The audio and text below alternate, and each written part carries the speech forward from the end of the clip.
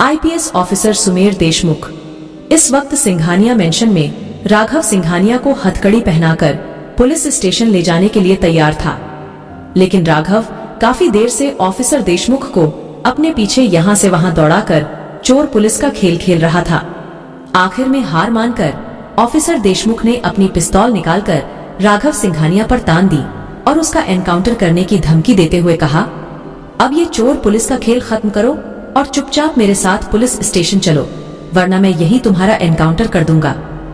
लेकिन राघव को ना इंस्पेक्टर देशमुख की पिस्तौल का डर था और ना ही उसकी वर्दी का, क्योंकि राघव के पास उसकी बेगुनाही का एक बहुत बड़ा सबूत था जिसे वो पहले ही कमिश्नर को सौंप चुका था। यही वजह थी कि राघव ने ऑफिसर देशमुख के साथ जाने से मना कर दिया था। लेकिन आईपीएस ऑफिसर देशमुख इस बात से अनजान था कि राघव के पास उसकी बेगुनाही का सबूत है। उसे तो बस किसी ने चंद पैसे खिलाए, उसके हाथ में 2 सबूत थमा दिए और वो बिना कुछ सोचे समझे आधी रात को राघव सिंघानिया को गिरफ्तार करने सीधा सिंघानिया मेंशन पहुंच गया।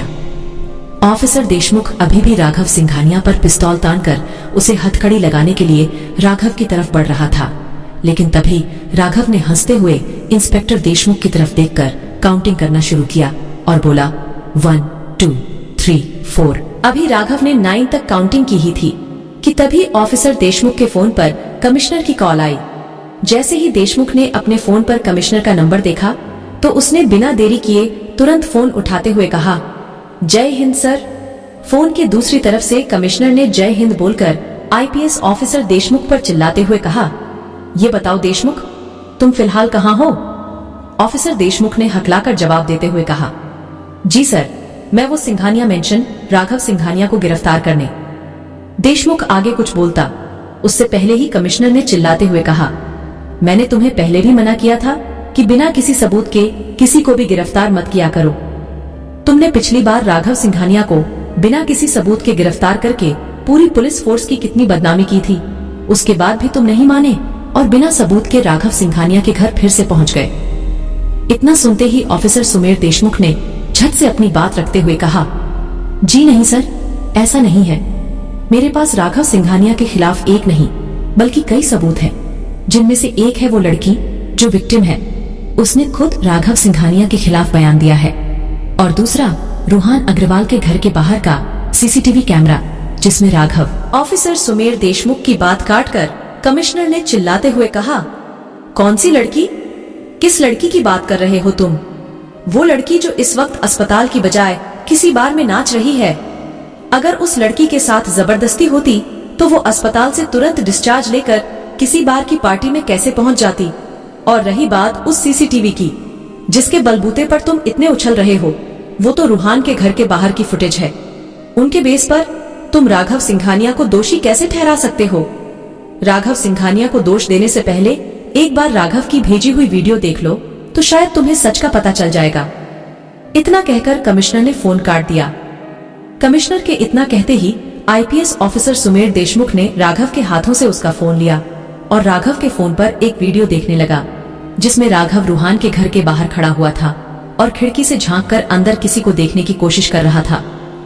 फिर राघव ने इंस्पेक्टर को एक दूसरी वीडियो दिखाई जिसमें साफ साफ देखा जा सकता था कि मानसी नशे की हालत में धुत होकर अपने बॉयफ्रेंड दक्ष के साथ रूहान के घर से बाहर आ रही थी और उस समय राघव बाहर गाड़ी में बैठकर उसकी वीडियो बना रहा था, क्योंकि राघव को पता चल गया था कि मानसी ने वहां राघव को देख लिया और वो राघव को फंसाने के लिए ऐसी कोई चाल जरूर चलेगी।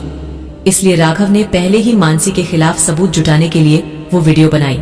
राघव के फोन में मौजूद दोनों वीडियो देखने के बाद इंस्पेक्टर देशमुख कुछ भी डिसाइड करता, उससे पहले ही कमिश्नर की कॉल दोबारा आई और उन्होंने फोन के दूसरी तरफ से चिल्लाते हुए कहा, तुम एक बार फिर बिना तहकीकात किए राघव सिंघानिया को गिरफ्तार करने पहुंच गए और अपने उस झूठे गिरफ्तारी के नाटक में तुमने मीडिया को भी घसीट लिया। मुझे तो समझ नहीं आता कि तुम्हारी राघव सिंघानिया से क्या दुश्मनी है जो उससे बदला लेने के चक्कर में तुमने पूरी पुलिस फोर्स को बदनाम करके रख दिया। देखो देशमुख, मैं तुम्हें लास्ट वार्निंग दे रहा हूँ, अगर आगे से तुम बिना किसी सबूत के राघव सिंघानिया को गिरफ्तार करने निकले तो मैं तुम्हें सस्पेंड कर दूंगा। इतना सुनते ही ऑफिसर देशमुख ने कमिश्नर से माफी मांगते हुए कहा, सॉरी सर, लेकिन आगे से ऐसा कभी नहीं होगा। मैं बिना किसी सबूत के राघव सिंघानिया के घर कभी नहीं आऊंगा। अगली बार मैं पूरे सबूत के साथ मिस्टर राघव सिंघानिया को गिरफ्तार करूंगा और तब आप भी मुझे नहीं रोक पाएंगे। देशमुख के मुंह से इतना सुनते ही कमिश्नर ने देशमुख को वार्निंग देते हुए कहा, देखो देशमुख, तुम्हारी राघव के साथ जो भी पर्सनल दुश्मनी है उसको पर्सनल ही रखो तो अच्छा होगा। अगर इस काम के लिए तुमने पुलिस फोर्स का नाम खराब करने की कोशिश की तो मुझे तुम्हारी वर्दी से स्टार उतरवाने में 1 सेकंड नहीं लगेगा, ध्यान रखना। और इतना कहकर कमिश्नर ने फोन काट दिया। कमिश्नर का फोन करते ही ऑफिसर सुमेर देशमुख ने अपने पैर पटकते हुए खुद पर गुस्सा किया और अपने आप से कहने लगा, राघव सिंघानिया, इस बार तो तू बच गया, लेकिन अगली बार तुझे पूरे सबूत के साथ अंदर नहीं करवाया तो मेरा नाम भी आईपीएस सुमेर देशमुख नहीं। राघव सिंघानिया अपने आप को बेकसूर साबित करके आईपीएस सुमेर देशमुख के सामने सीना तानकर खड़ा था। तभी रूहान अग्रवाल, जो अब तक चुप्पी साधे खड़ा था, वो अचानक आईपीएस ऑफिसर देशमुख के पास आया और उसकी तरफ देखते हुए बोला, क्या हुआ इंस्पेक्टर, तुम्हारे चेहरे का रंग क्यों उतर गया? कहीं राघव के साथ तुम्हारी कोई पर्सनल दुश्मनी तो नहीं है जिसे निभाने के लिए तुम राघव को गिरफ्तार करने आए थे? रूहान की बात सुनकर राघव ने मुस्कुराते हुए कहा, चिंता मत करो रूहान। राघव सिंघानिया की नजरें चारों तरफ होती हैं, उसे सब पता है कि कौन उसका दुश्मन है और कौन उसका दोस्त। और ये बात तुम्हें आईपीएस देशमुख को समझने की जरूरत नहीं है, वो खुद इतने समझदार हैं कि सब समझ जाएंगे। वैसे भी अब तक वो इतना तो समझ ही गए हैं कि राघव सिंघानिया को गिरफ्तार करना कोई बच्चों का खेल नहीं है। राघव सिंघानिया ना कोई गलती करता है और ना कोई गलत काम जिसकी वजह से उसे किसी के सामने भी शर्मिंदा होना पड़े। तभी सिया आगे आई और इंस्पेक्टर देशमुख की तरफ देखते हुए से हंसकर बोली, मैंने तो आपसे कहा था इंस्पेक्टर कि राघव को तुम कभी नहीं पकड़ पाओगे, क्योंकि मेरा राघव कभी किसी के साथ कुछ गलत नहीं करता और ना कभी किसी को कोई तकलीफ देता है।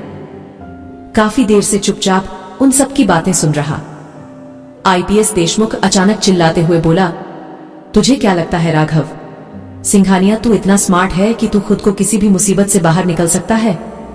अगर तू ऐसा सोच रहा है तो ये तेरी सबसे बड़ी गलतफहमी है, क्योंकि इस बार तेरा मुकाबला आईपीएस देशमुख से है, जो कोई छोटी मोटी मुसीबत नहीं बल्कि मुसीबतों का वो पहाड़ है जिसे तू कभी नहीं तोड़ पाएगा। आखिर आईपीएस सुमेर देशमुख की राघव सिंघानिया से क्या दुश्मनी थी? क्या सुमेर देशमुख रूहान से मिला हुआ था? क्या राघव को सुमेर देशमुख और रूहान के बारे में सब कुछ पता था? जानने के लिए मेरी कहानी सीक्रेट ऑफ डेविल का अगला एपिसोड जरूर सुनिए, सिर्फ पॉकेट एफएम पर।